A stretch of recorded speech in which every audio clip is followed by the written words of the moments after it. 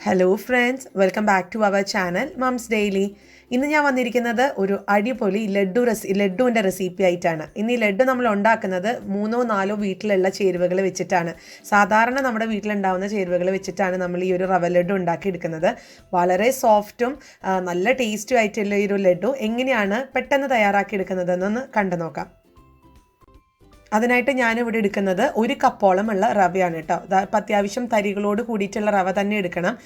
ഇപ്പോൾ എനിക്കറിയില്ല, നാട്ടിലത്തെ കാര്യം അറിയില്ല. ഇപ്പോൾ ഇവിടെയൊക്കെ ആണെങ്കിൽ ചില റവകൾ നല്ല വലുപ്പത്തിലും കിട്ടും, ചിലത് ഭയങ്കര നൈസായിട്ടുള്ള റവയും കിട്ടും. അപ്പോൾ നിങ്ങൾ എടുക്കുമ്പോൾ നല്ല വലിപ്പമുള്ള റവകളിൽ തന്നെ നല്ല വലിപ്പമുള്ള റവ എടുക്കാൻ നോക്കുക. അപ്പോൾ അതാ 1 കപ്പോളമുള്ള റവയാണ്. അത് വറുത്തതായാലും വറുക്കാത്തതായാലും കുഴപ്പമില്ല, നമ്മളതൊന്നും കൂടെ വറുക്കുന്നുണ്ട്. അപ്പോൾ നമുക്ക് ആദ്യം ഇതിന് വേണ്ടുന്ന പഞ്ചസാര പാനി തയ്യാറാക്കണം. അതിനായിട്ട് പാൻ ചൂടായി വരുമ്പോഴത്തേക്കും 1 കപ്പോളം ഉള്ള പഞ്ചസാരയ്ക്ക് 1.5 കപ്പോളം ഉള്ള വെള്ളമാണ് നമ്മൾ ഈ ഒരു പഞ്ചസാര പാനിക്ക് തയ്യാറാക്കാൻ ഉപയോഗിക്കുന്നത്. പിന്നെ ഇതിനകത്തോട്ട് ഒരു ഏലക്കയും കൂടെ ചേർത്ത് കൊടുക്കുന്നുണ്ട്. തികച്ചും ഓപ്ഷണലാണ്. നിങ്ങൾക്ക് ഏലക്കയുടെ ഫ്ലേവർ ഇഷ്ടമാണെന്നുണ്ടെങ്കിൽ മാത്രം ചേർത്ത് കൊടുക്കാം. അപ്പോൾ അതവിടെ വെള്ളമൊക്കെ നന്നായിട്ട് തിളച്ച് വരാൻ തുടങ്ങിയിട്ടുണ്ട്. ഈ ഒരു സമയത്ത് ഞാൻ 1/4 ടീസ്പൂണോളമുള്ള മഞ്ഞൾപ്പൊടിയാണ് ചേർത്ത് കൊടുത്തിരിക്കുന്നത്. നമുക്ക് ആ ഒരു കളറൊക്കെ കിട്ടാൻ വേണ്ടിയിട്ടാണ്. ഈ മഞ്ഞൾപ്പൊടിയും അതുപോലെ തന്നെ ഈ ഒരു പഞ്ചസാര പാനിയൊക്കെ ഒന്ന് നല്ല തിക്കായിട്ട് വരും തോറും ഇതിന് ഈ ഒരു കളറാണ് നമുക്ക് കിട്ടുക കേട്ടോ. അപ്പം മഞ്ഞൾപ്പൊടി ചേർക്കുന്ന നിർബന്ധമൊന്നുമില്ല. ചേർത്തില്ലെങ്കിൽ നമുക്ക് നല്ല വൈറ്റ് കളറിലാണ് ലഡു ഇരിക്കാമെന്ന് മാത്രം. മഞ്ഞൾപ്പൊടി ചേർത്തതുകൊണ്ട് ഒരു മഞ്ഞ കളറിൽ നമുക്ക് കിട്ടും. പിന്നെ നിങ്ങൾക്ക് ഫുഡ് കളറൊക്കെ ചേർക്കണമെന്ന് ആഗ്രഹമുള്ളവർക്ക് അങ്ങനെ ചെയ്യാം. ഞാൻ പക്ഷേ ഇവിടെ ഫുഡ് കളർ ചേർക്കുന്നില്ല. അപ്പോൾ ഇതാ വെള്ളമൊക്കെ നന്നായി തിളച്ച് അല്പം തിക്കാവാൻ തുടങ്ങിയിട്ടുണ്ട്. ആ ഒരു സമയത്ത് ഫ്ലെയിം ഓഫ് ചെയ്ത് ഞാൻ ഇതൊരു പാത്രത്തിലോട്ട് ഒന്ന് മാറ്റി ഒഴിച്ചിട്ടുണ്ട്.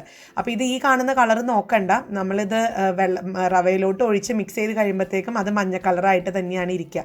ഇതിപ്പോൾ പഞ്ചസാരയും കൂടെ ഒരു മിക്സ് ഉള്ളത് കൊണ്ടാണ് അങ്ങനെ ഇരിക്കുന്നത്.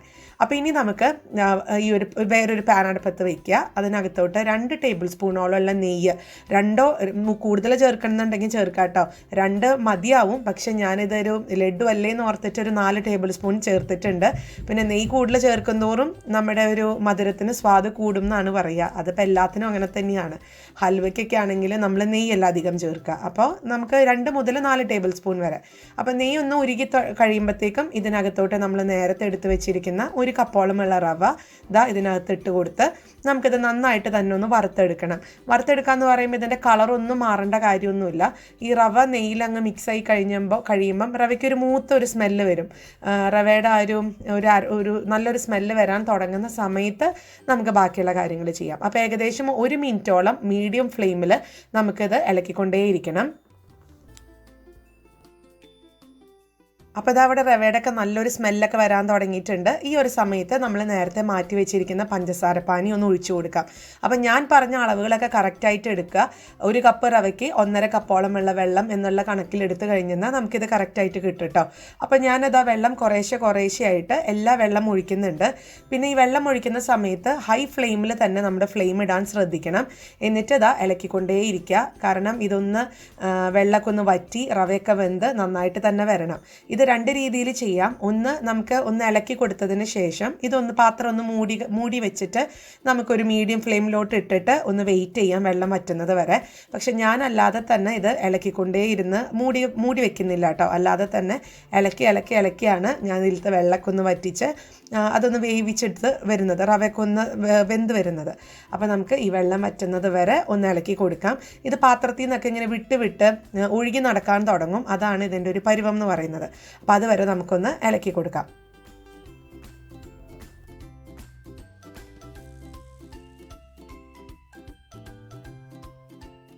അപ്പോൾ ഈ ഒരു റവയിലത്തെ വെള്ളമൊക്കെ വറ്റി വന്നിട്ടുണ്ട്. റവ നല്ല സോഫ്റ്റായിട്ടും വന്നിട്ടുണ്ട്. അപ്പം മധുരമൊക്കെ നിങ്ങൾ നോക്കുക കേട്ടോ. അതനുസരിച്ചൊക്കെ അഡ്ജസ്റ്റ് ചെയ്ത് ഒഴിക്കുക. അപ്പം ആദ്യം തന്നെ എല്ലാം ഒഴിക്കണം എന്നില്ല, ചിലവർക്ക് അത്രയും മധുരത്തിൻ്റെ ആവശ്യം ഉണ്ടാവില്ല. അപ്പോൾ അതൊക്കെ നമ്മുടെ യുക്തിക്കനുസരിച്ച് ചെയ്യുക. ഇനി ഞാൻ ഇതിനകത്തോട്ട് അല്പം കശുവണ്ടി ചെറുതായിട്ട് അരിഞ്ഞത് ചേർത്ത് കൊടുക്കുന്നുണ്ട്.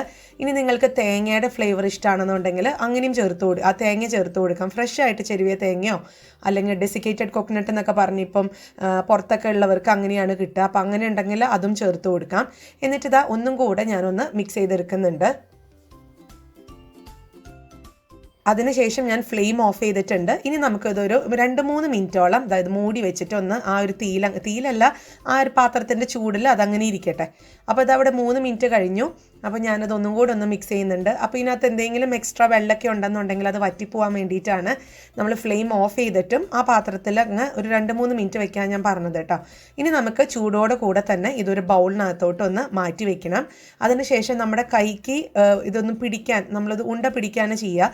അത് ആ ഒരു ഉണ്ട പിടിക്കാൻ പാകത്തിനുള്ള ഒരു ചൂടാകുന്നത് വരെ നമുക്ക് ഒന്ന് ഇതിൻ്റെ ചൂടൊക്കെ ഒന്ന് ആറി വരട്ടെ. അപ്പം ഞാനിവിടെ ഏകദേശം ഒരു 4 മിനിറ്റ് ഒന്ന് വെയിറ്റ് ചെയ്ത് കഴിഞ്ഞപ്പോഴത്തേക്കും കയ്യിലൊക്കെ പിടിക്കാവുന്ന ഒരു പരിവായിട്ടുണ്ട്. ഇതാ നല്ല സോഫ്റ്റാണ് കേട്ടോ, ഇപ്പം തന്നെ നല്ല സോഫ്റ്റായിട്ടാണ് ഇരിക്കുന്നത്. ഇനി നിങ്ങൾക്ക് ഇച്ചിരി ഡ്രൈ ആണെന്ന് തോന്നുവാണെങ്കിൽ അല്പം നെയ്യ് ഇതിനകത്ത് ഒഴിച്ചു കൊടുത്താലും മതി, 1-2 ടീസ്പൂൺ. അപ്പോൾ ഇനി നമുക്ക് കയ്യിൽ അല്പം നെയ്യ് തടവി കൊടുക്കുക. എന്നിട്ട് നമ്മൾ ലഡുവിൻ്റെ ഉണ്ട പിടിക്കുന്നത് പോലെ തന്നെ നല്ല ഉരുട്ടി ആ ഒരു കറക്റ്റ് ഷേപ്പിന് നമുക്കൊന്ന് ലഡുവിൻ്റെ ആ ഒരു ഷേപ്പിലോട്ടാക്കി എടുക്കാം.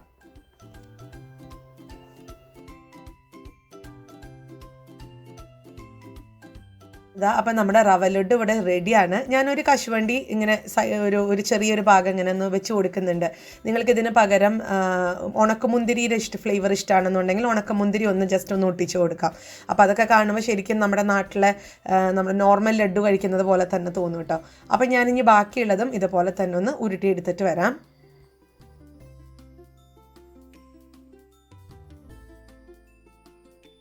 അപ്പം നമ്മുടെ ലഡു ഇവിടെ തയ്യാറാണ്. നമ്മളിതൊരു 5 മിനിറ്റ് 10 മിനിറ്റ് മാക്സിമത്തിനുള്ളിൽ നമുക്ക് ഉണ്ടാക്കിയെടുക്കാൻ പറ്റുന്ന ലഡു ആണിത്. നമ്മുടെ കുഞ്ഞുങ്ങൾക്കൊക്കെ നമ്മുടെ കൺമുൻപിൽ നമ്മൾ തന്നെ ഉണ്ടാക്കിയിട്ടുള്ള ലഡു ഒക്കെ ഉണ്ടാക്കി കൊടുക്കാൻ അധികം സമയമൊന്നും വേണ്ട. വളരെ സോഫ്റ്റാണ്. ഞാനത് വെറുതെ പറയല്ല, നിങ്ങൾ ഒരു തവണയെങ്കിലും ഒന്ന് ട്രൈ ചെയ്ത് നോക്കണം. ഈ പറഞ്ഞ റവ, അതുപോലെ പഞ്ചസാര, നെയ്യ്, ഇതൊക്കെ മഞ്ഞൾപ്പൊടി, ഇതൊക്കെ നമ്മുടെ വീട്ടിൽ എപ്പോഴും ഉണ്ടാവുന്നതാണ്. അപ്പം മഞ്ഞൾപ്പൊടി ചേർത്തില്ലെങ്കിലും കുഴപ്പമൊന്നുമില്ല, അതിങ്ങനെ വെള്ള കളറിലായിട്ട് ഇരിക്കുന്നു മാത്രം. അപ്പം ഞാനിത് മാത്രം സോഫ്റ്റ് ആണെന്നുള്ളത് കാണിക്കാം. കണ്ടോ, ഞാനൊന്ന് പ്രസ് ചെയ്യുമ്പോഴത്തേക്കും അതങ്ങ് ഊർന്ന് പോവാണ്, വിരലങ്ങ് താഴ്ന്നു പോവാണ്. ഇതാ ഞാനൊന്ന് മുറിച്ച് കാണിക്കാം. ഇതാ നല്ല സോഫ്റ്റ് ആയിട്ടുള്ള സൂപ്പർ ലഡു ആണ്. ട്രൈ ചെയ്ത് നോക്കുക. എന്നിട്ട് ഇഷ്ടപ്പെടുവാണെന്നുണ്ടെങ്കിൽ ലൈക്ക് ചെയ്യാനും ഷെയർ ചെയ്യാനും കമൻറ്റ് ചെയ്യാനും ഒന്നും മറക്കരുത്. അതുപോലെ തന്നെ നമ്മുടെ ഈ ചാനൽ നിങ്ങൾ ആദ്യമായിട്ടാണ് കാണുന്നതെങ്കിൽ സബ്സ്ക്രൈബ് ചെയ്യാനും മറക്കരുത്. അപ്പോൾ അടുത്തൊരു വീഡിയോ ആയിട്ട് ഉടനെ കാണാം. അൻറ്റിൽ ദെൻ ബൈ.